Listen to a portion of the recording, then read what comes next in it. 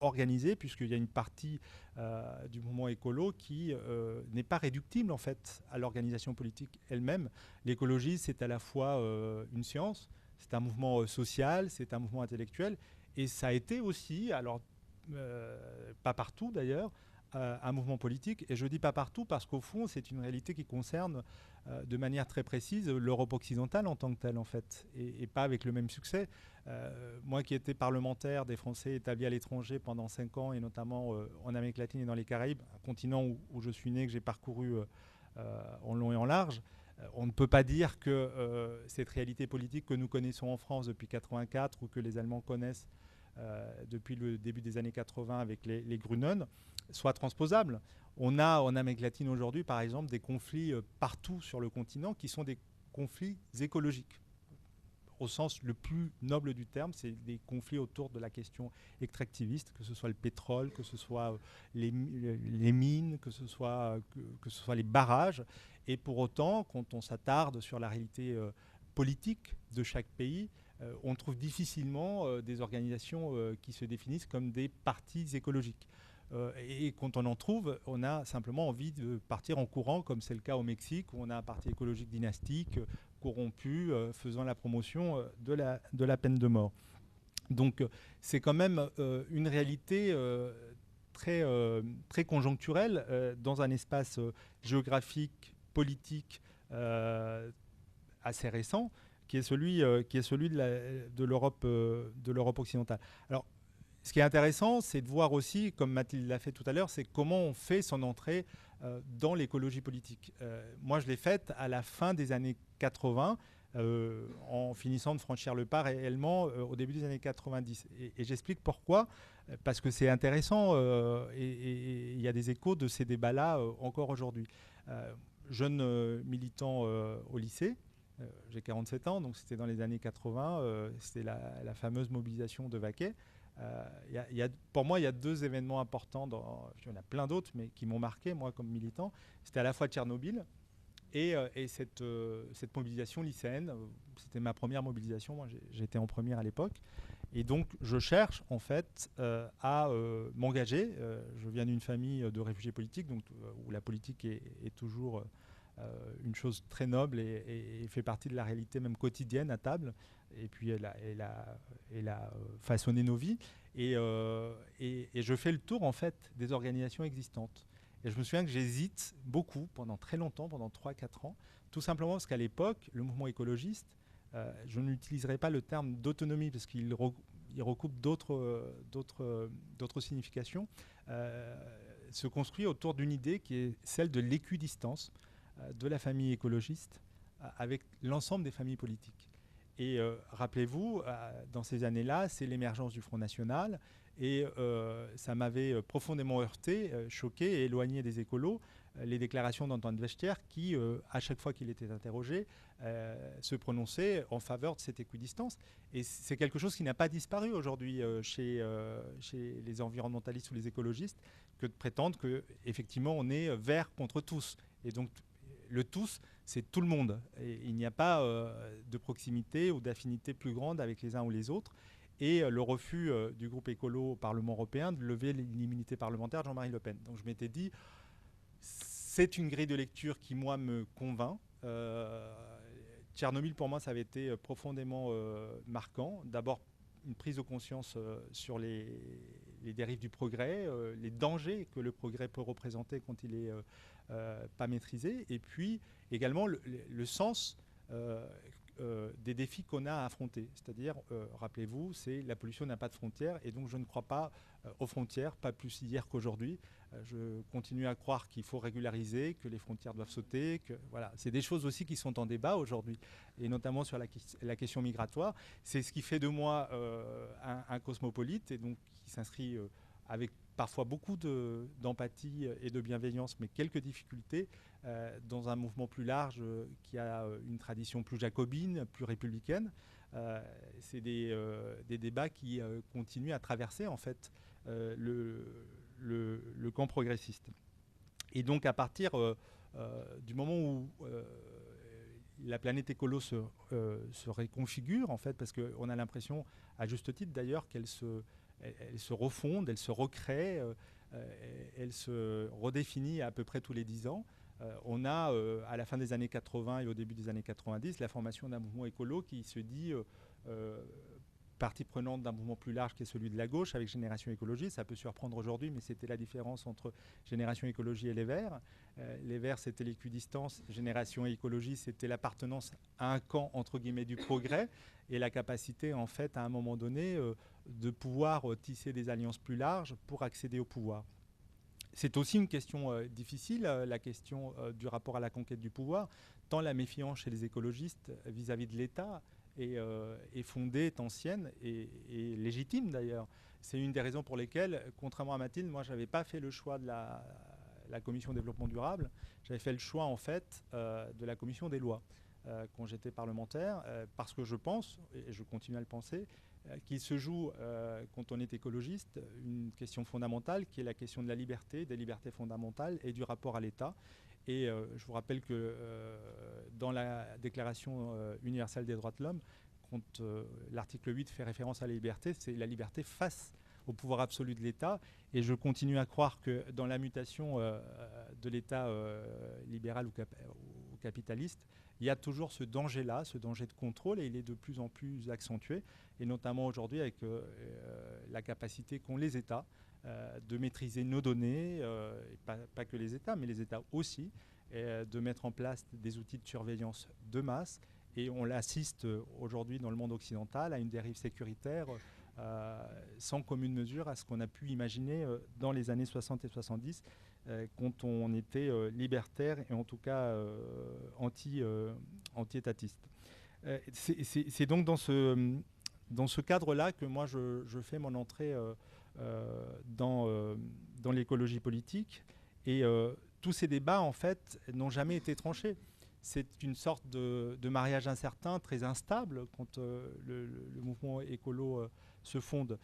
Et ce qui est intéressant à rappeler, c'est que c'est un cheminement de 20 ans, mais c'est un cheminement qui prend plusieurs routes, plusieurs sentiers, et notamment apportant avec lui, ou apportant avec ces cheminements-là, une sorte de bouillon de culture qui est toujours comme ça en mouvement, en situation d'explosion, où on trouve toutes les contradictions et tous les débats qui restent aujourd'hui ouverts. Le féminisme, la question minoritaire, la question économique, les questions liées à la santé, santé-environnement, la question du nucléaire qui est très importante. Et moi, j'ai été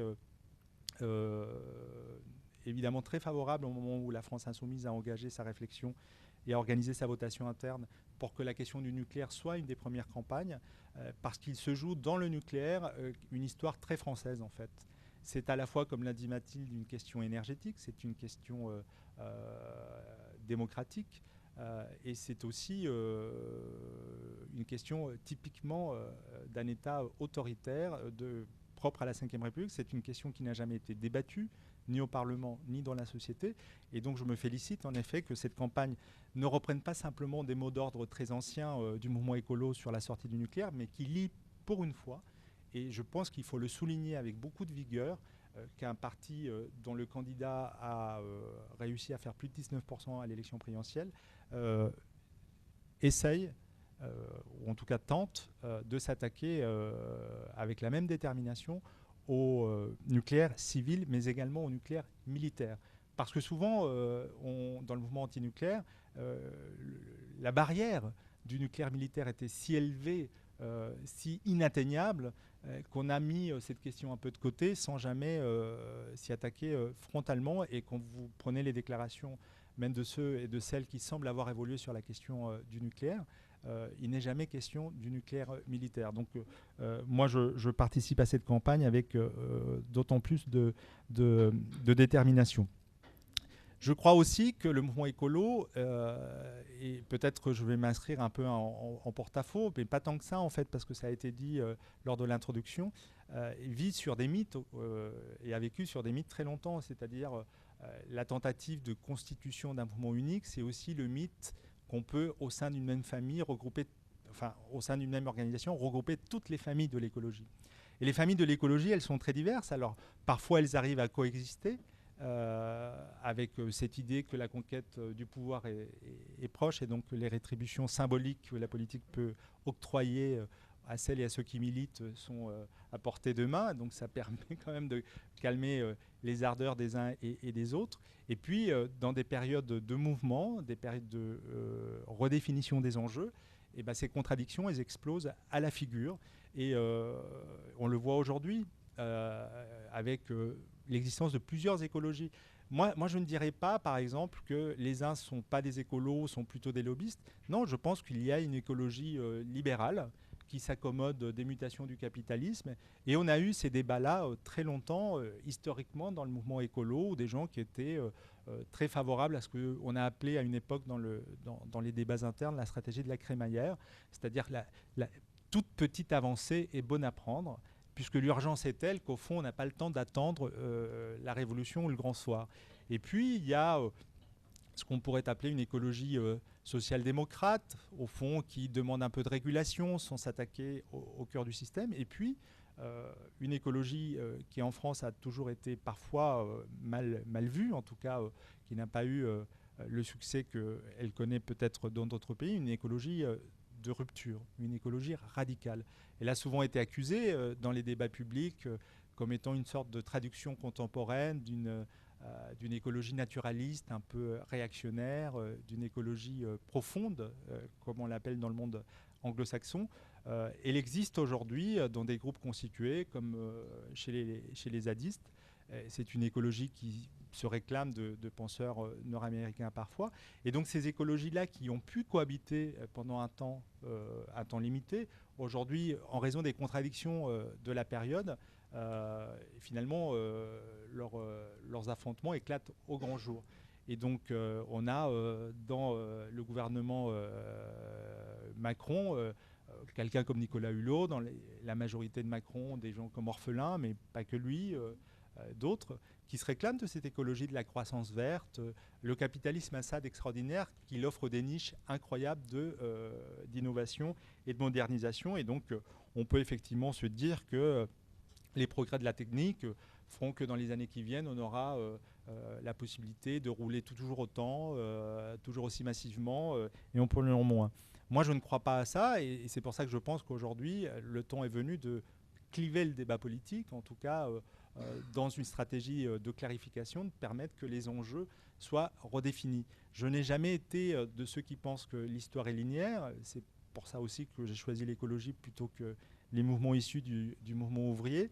Et donc je ne crois pas que ce soit Sisyphe, hein, mais je crois qu'à chaque moment, il faut redéfinir des enjeux, des acteurs, et que, comme le dit Mouffe souvent, à chaque moment, il faut redéfinir le nous et le eux. Et dans cette stratégie de conquête, il ne faut pas croire que tout est acquis et tout est gagné pour toujours. On le voit avec le mouvement des femmes.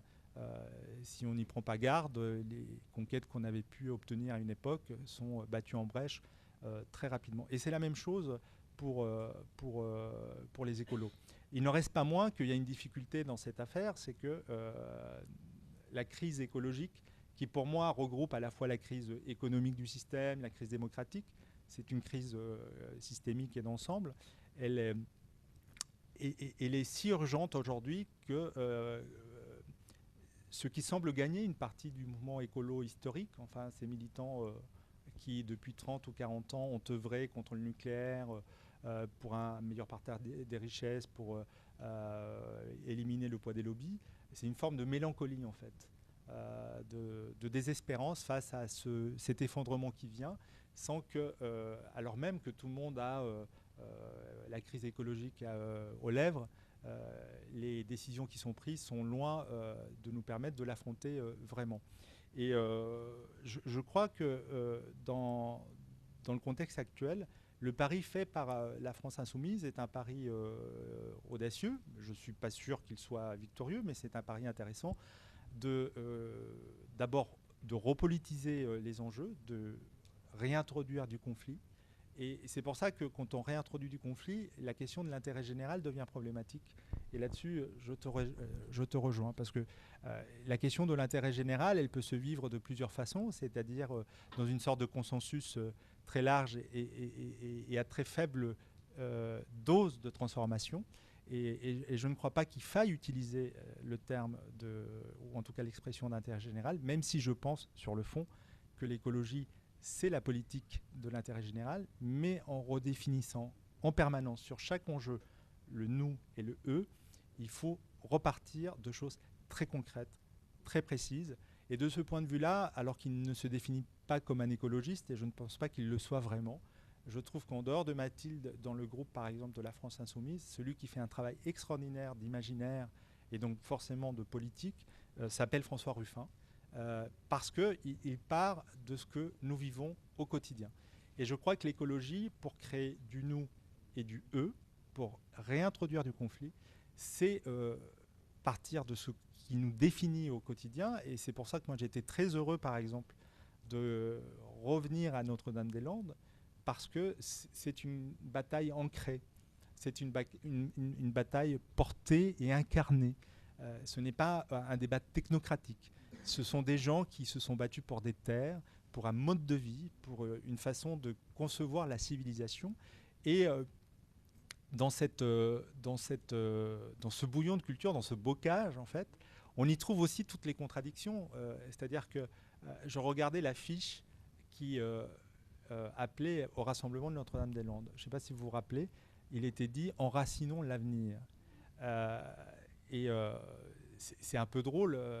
Moi, j'ai toujours cette réflexion. D'abord parce que quand je me présentais dans des enjeux internes chez les Verts pour être candidat à quelques mandats que ce soit, contrairement à d'autres qui disent moi je suis né là, j'étais à l'école de rue Machin dans le 14e, parce qu'avant j'habitais le 14e, moi j'avais pas cette possibilité d'ancrage en fait. Moi j'étais né très loin, dans des endroits que les gens ne connaissaient pas nécessairement. J'avais grandi en Patagonie, on avait beaucoup voyagé. Et donc je trouvais ça toujours un peu excluant.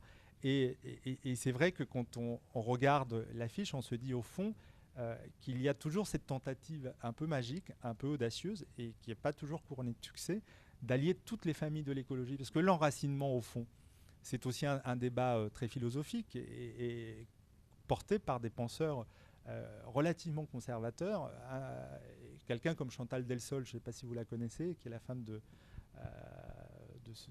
cet horrible personnage, Charles Millon, qui est une philosophe des idées. Elle définit la ligne de partage chez les écologistes de la manière suivante. Il y aurait en fait celles et ceux qui sont pour l'enracinement. Et c'est un peu ordre nouveau, le retour à la terre, cette espèce de tradition un peu, j'allais être méchant, pétainiste du mouvement écolo. Et puis celles et ceux qu'elle appelle les émancipés ou les émancipateurs, les affranchis, ceux qui veulent s'affranchir de tout, de l'ordre biologique, de la nature. Et vous avez dans ces contradictions-là des prises d'opposition qui vous les éclairent en fait.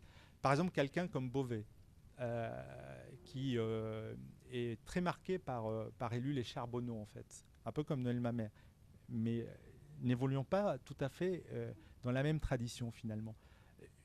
Noël Mamère a fini par se positionner assez clairement dans ce qu'on pourrait appeler le camp des affranchis ou des émancipateurs, alors que José Bové reste quand même quelqu'un, parfois, dans ses prises de position, profondément enraciné. Pas simplement parce que c'est un paysan, mais je vous invite à prendre connaissance de certaines prises de position sur la PMA, par exemple, sur les nouvelles familles, les nouvelles formes de parentalité. Et donc, on retrouve à chaque fois ces contradictions se manifestant dans le contexte politique d'aujourd'hui.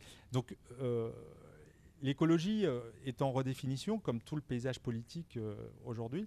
Et je pense que renouer avec une forme de radicalité profonde, celle qui a caractérisé une partie du mouvement écolo, est nécessaire. Je pense que la France insoumise a cette capacité-là de le faire. Je ne voudrais pas passer sous silence toute une série de difficultés pour celles et ceux qui avons l'écologie politique comme culture fondamentale, les difficultés qui se posent à nous. Nous ne sommes pas naturellement républicains. Nous ne sommes pas, ça ne veut pas dire que nous sommes contre la République. Nous ne sommes pas naturellement jacobins. nous ne croyons pas nécessairement au bienfait de l'État-nation dans la manière qu'on a d'affronter les crises. Quand on dit que les pollutions n'ont pas de frontières, nécessairement, c'est une remise en cause en biais de ce qui fait la figure finalement démocratique dans l'histoire française, qui est la République. Et donc, tout ça devra être ajusté, tout ça devra, au fond, se débattre. Et je crois que la meilleure façon, au fond, de régler ces contradictions, c'est, comme je le disais tout à l'heure, de partir du quotidien, de partir de ce que nous vivons et de construire une culture commune. Et c'est pour ça que le fait que les groupes ne soient pas des groupes à vocation électorale, mais ce soient des groupes d'action, c'est ça qui, aujourd'hui, permet de construire une culture commune. Faire campagne, par exemple, sur le nucléaire, quand vous souhaitez avoir une approche victorieuse, il faut le faire, Martine Billard l'a rappelé hier lors de la conférence de presse, il faut le faire avec les travailleurs du nucléaire, avec celles et ceux qui vivent de cette énergie. Et donc construire avec eux la transition. Moi, je pense que pour construire la transition, il faut d'abord créer des poches de résistance. Et je prendrai l'exemple, par exemple, du monde du travail. Je pense que s'opposer aux ordonnances était d'une absolue nécessité et je crois que la France Insoumise a été le seul mouvement en tout cas, à le faire frontalement comme il fallait le faire. Mais je crois aussi qu'il faut penser à ce qui fait aujourd'hui partie d'une transition. C'est-à-dire que les gamins qui ont entre 18 et 25 ans, je dis ça parce que je pourrais être leur père, et qui votent pour la France Insoumise, ils vivent déjà dans un monde qui n'est pas celui du travail protégé ou du CDI ou du contrat à durée indéterminée. Et donc, ces gens-là, il faut aussi leur offrir des possibilités de penser leur avenir. Et je crois que, par exemple, l'une des pistes, c'est la réflexion autour du revenu universel. Je ne dis pas que c'est la seule, mais il faut résister et il faut penser la transition. Et la transition, elle s'ajuste en fonction de celles et de ceux qui sont confrontés à ces difficultés. Voilà pour moi les enjeux aujourd'hui de la période. Je ne crois pas avoir fait le tour des questions qui se posent à l'écologie politique. En tout cas, moi, je n'ai pas d'attachement fétichiste aux organisations. Je pense que, comme les écolos qui ont une grande expérience de ces refondations, ce qui se refondent tous les 10 ans à peu près, la question d'un parti écologique équidistant, autonome, elle se pose d'une certaine façon, mais elle est en partie hypothéquée par le mode électoral. Si nous avions aujourd'hui en France un système proportionnel comme c'est le cas en Allemagne, moi je vous répondrais sans problème, il y aura pendant des décennies encore un parti écologiste en tant que tel, puisque le mode de scrutin proportionnel permet une représentation directe en fait dans les institutions. Tant que le mode de scrutin restera celui d'un mode de scrutin proportionnel, la question d'une large alliance majoritaire, de la conquête du pouvoir, et je crois qu'il faut se poser cette question de manière urgente, parce que nous ne pouvons pas laisser l'entreprise de démolition qui est à l'œuvre se poursuivre. Moi, je peux vous garantir que si ce personnage, ce triste personnage d'Emmanuel Macron gagner encore une autre présidentielle, la France que nous connaissons ne serait plus tout à fait le même pays. Moi, j'ai vu les dégâts en Amérique latine du consensus de Washington, le démantèlement des services publics, des protections collectives, de la dégradation des écosystèmes, de l'exploitation en fait de la nature. Et donc je crois que la question de la conquête du pouvoir, elle se pose à nous tous et de manière assez urgente pour affronter la crise écologique.